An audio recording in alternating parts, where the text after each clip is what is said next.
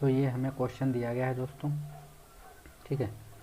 ये प्रश्नावली जो है वो 13C का है क्वेश्चन, ठीक है, 13C, ठीक है। क्वेश्चन नंबर कितना है, 2 है, तो इसको आप लोग नोट कर लीजिएगा, ठीक है। क्वेश्चन 1 मैं लगा चुका हूँ, उसको आप लोग देख सकते हैं प्लेलिस्ट में जाके। तो ये जो हमारा है वो क्वेश्चन नंबर 2 हमें दिया गया है, ठीक है। तो चलिए हम इसको सॉल्व करते हैं दोस्तों। तो देखिए क्वेश्चन क्या है कि 3 धातु के ठोस गोले जिनका व्यास कितना है, एक का 6, एक का है 8 और एक का है 10 सेंटीमीटर है, उन्हें पिघलाया जाता है और एक नए ठोस गोले में ढाला जाता है, तो नए गोले की त्रिज्या ज्ञात कीजिए। यानी कि यहाँ पे जो कहने का मतलब है दोस्तों, देखिए यहाँ पे आपके पास 2 गोले हैं, ठीक, कितने गोले हैं, 2 गोले हैं, छोटे छोटे गोले हैं। पहला एक गोला ये हो गया मान लीजिए, ठीक है, और एक गोला ये हो गया और एक गोला ये हो गया, ठीक है। और इन तीनों गोलों को दोस्तों एक बड़े से गोले में ढाल दिया गया है। किसमें बनाया गया है, एक बड़े से गोले के अंदर बना दिया गया है, ठीक।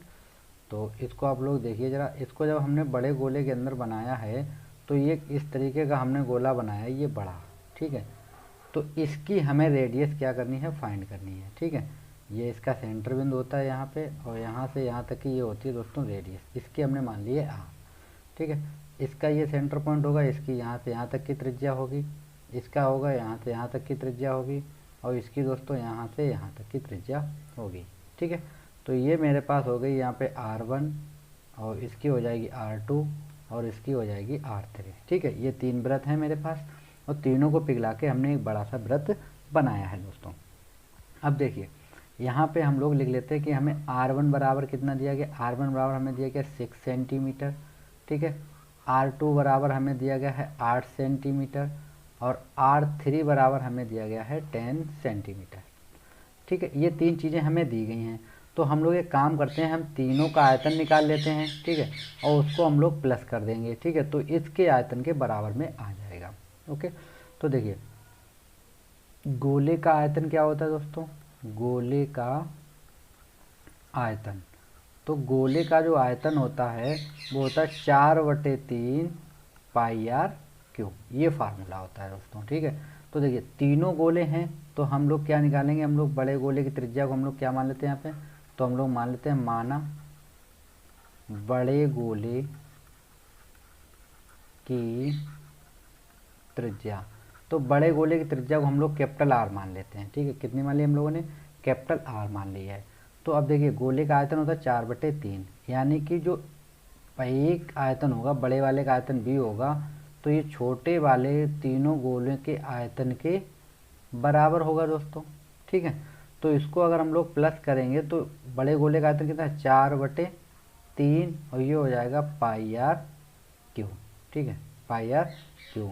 तो बराबर ये होगा 4/3 पाई आर 1 का क्यूब, पहले वाले के लिए हो गया, प्लस ये हो जाएगा 4/3 पाई आर 2 का क्यूब हो जाएगा दोस्तों, प्लस ये हो जाएगा 4/3 पाई आर 3 का क्यूब हो गया, ओके। इतना हो गया।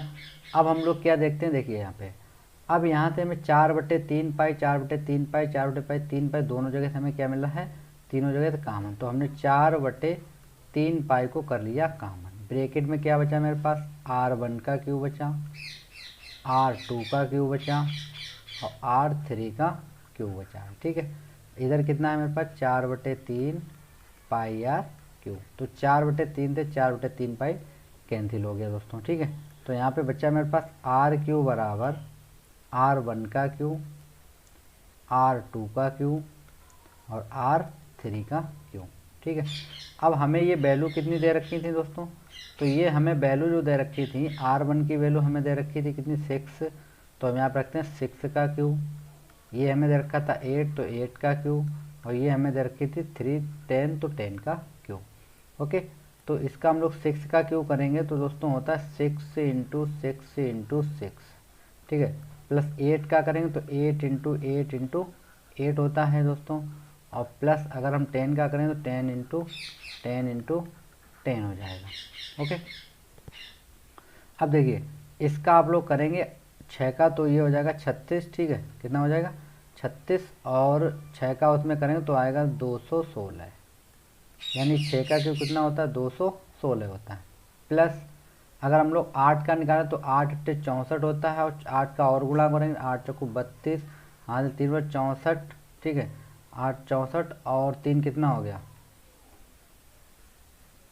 इसका, सॉरी ये 8 है 6 है, 8 छंग 48 और 3 51, तो ये हो जाएगा 512, ठीक, कितना हो गया 512, और 1000 ये तो डायरेक्ट हो जाएगा कितना 1000। इनको आप लोग जब ऐड करेंगे तो कितना है देखो 6 और 2 कितना हो गया 8, और ये 1 और 1 कितना हो गया 2, और ये कितना हो गया 2 7 हो गया, और ये 1 कितना आ गया 1728। ये आर क्यू की वैल्यू निकल आई है, ठीक है, लेकिन हमें किसकी चाहिए, हमें चाहिए आर की वैल्यू, ठीक है दोस्तों। तो देखिए यहाँ से हम लोग आर बराबर निकालेंगे तो ये हो जाएगा अंडर रूट कड़ी में आ जाएगा 3 और 1728, ठीक, यानी कि इसके अब हम लोगों को क्या करने होंगे फैक्टर करने होंगे। तो जब हम लोग फैक्टर करेंगे तो हम यहाँ पे ऐसे लिखते हैं 17 28, इसको तरीके से आप काट लीजिए, इसको 2 से आप लोग काटेंगे तो ये आएगा कितना 8, यहाँ कितना बचा ये हो जाएगा 6, ठीक है, और ये हो जाएगा 4, फिर से आप लोग 2 से काटेंगे तो यहाँ बचेगा 4, यहाँ बचेगा 3, यहाँ बचेगा 2, फिर हम 2 से डिवाइड करेंगे तो ये बचेगा 2, यहाँ पे लेके जाएंगे तो हो जाएगा 1, और ये हो जाएगा 6। अभी ये 2 से फिर डिवाइड होगा तो ये आएगा 1 टाइम, ये 0 लगाएंगे और कितना हो जाएगा 8, उसके बाद 2 से फिर काटेंगे हम लोग तो ये आएगा 54, ठीक है 54, ठीक है, फिर 2 से काटेंगे तो 27 आएगा, और 2 से डिवाइड करेंगे तो 9, और 3 से करेंगे तो 3, और 3 से करेंगे तो 1, ठीक है। अब ये 3 था, ठीक है, अब पेयर एक ये बना, एक पेयर ये बना, और एक पेयर ये बना, कितने पेयर बन गए 3, यानी आर बराबर कितना हो गया दोस्तों, इसको अगर हम लिखें रूट के अंदर तो 2 into 2 into 2 into 2 into 2 into 2, ठीक है, फिर इंटू 3 और इंटू 3, इतने पेयर ये बन गए हैं, ठीक है। तो देखो अब हमें क्या मिला, एक पेयर ये मिल गया हमें, एक पेयर ये मिल गया, और एक पेयर ये मिल गया, तो आर बराबर कितना निकला है 2 इंटू 2 इंटू 3, यानी 3 चक्कू 12 हो गया, ठीक है। तो हमारे जो आंसर निकला वो कितना निकलेगा मेरे पास, तो हमारे पास निकल आएगा आर बराबर 12 सेंटीमीटर, यानी जो बड़े गोले की त्रिज्या थी वो कितनी हो जाएगी 12 सेंटीमीटर त्रिज्या होगी। ओके दोस्तों, तो आशा करते हैं क्वेश्चन आपको समझ में आया होगा, ठीक है। चलिए अब हम चलते हैं नेक्स्ट क्वेश्चन पे।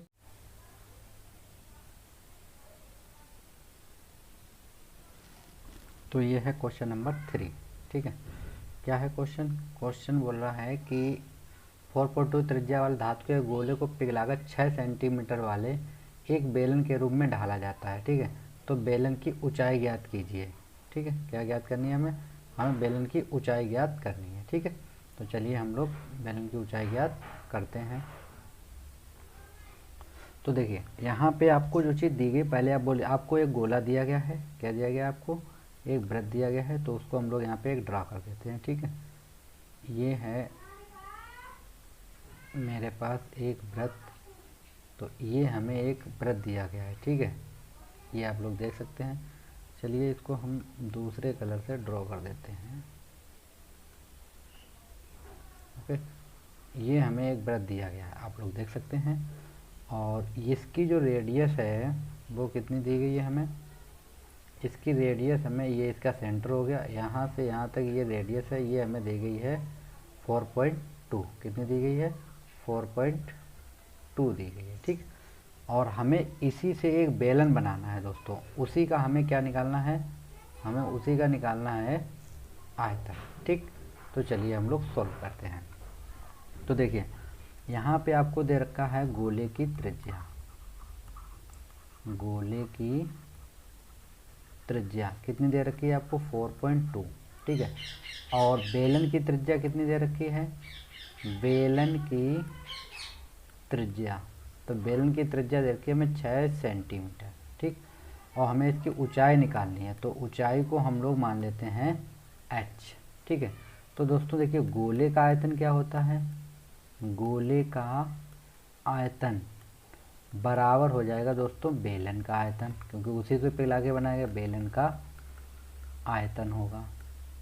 ओके, तो गोले का आयतन क्या होता है दोस्तों, गोले का आयतन होता है 4/3 पाई आर क्यू, ठीक है। बेलन का होता है पाई आर स्क्वायर एच, ठीक है। तो ये हो गया 4/3 दोस्तों, पाई से पाई क्या हो जाएगा, कट जाएगा। आर की वैल्यू हमें गोले की त्रिज्या कितनी देगी 4.2, तो ये हो जाएगा 4.2 और 4.2, ठीक है। बराबर आर की वैल्यू हमें दे रखी थी बेलन की कितनी 6 है, तो ये हो जाएगा 6 इंटू एच, ठीक। इतना हो गया। तो इसको अब हम लोग कैलकुलेट करेंगे, तो देखिए कितना मिलेगा हमें यहाँ से मिल जाएगा, देखिए 6 एकम 6 और 6 सत्ते 42 0.7, फिर ये हो जाएगा 6 एकम 6 और 6 सत्ते 42, ठीक है। इसको हम लोग डिवाइड करें 3 एकम 3, तो ये हो जाएगा 1.4, ठीक है।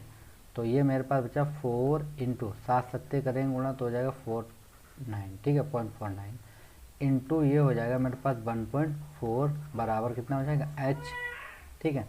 तो इसका हम लोग गुणा 14 चक्कू कितना हो जाएगा, ये 56 हो गया, ठीक है, 0.4 लगेगा इंटू 0.49, ठीक है, बराबर कितना हो गया h। तो इसका हम लोग इंटू यहाँ पे आपको दिखा देते हैं, देखिए आप लोग लिखेंगे 49 और यहाँ पे लिखेंगे आप लोग 56, आप लोग गुणा कर लीजिए। इसका आप इसमें करें 9 छक 54 की 4 कैरी कितना बचेगा 5, और इसका इसमें करिए 6 चौक 24 और 5 45 और 24, इसको आप जो 10 4 14 की 4 हासिल कितना होगा 1 6 और 1 7, तो यहाँ पे आ गया 74 का 4 हासिल कितना बचेगा दोस्तों 7, ठीक है।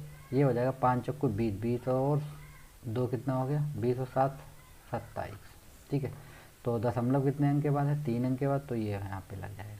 तो हमारे पास h बराबर कितना निकल आएगा दोस्तों, h बराबर हमारे पास निकलेगा 2.744, ठीक। तो यही मेरा क्या होगा आंसर होगा। ओके दोस्तों, इजी क्वेश्चन था, सरल क्वेश्चन था दोस्तों। तो आशा करते हैं आपको क्वेश्चन समझ में आए होंगे दोनों क्वेश्चन। तो अगर आप लोगों को वीडियो पसंद आए तो सब्सक्राइब कीजिएगा और अधिक से अधिक शेयर कीजिएगा, ठीक है दोस्तों। Thank you friends.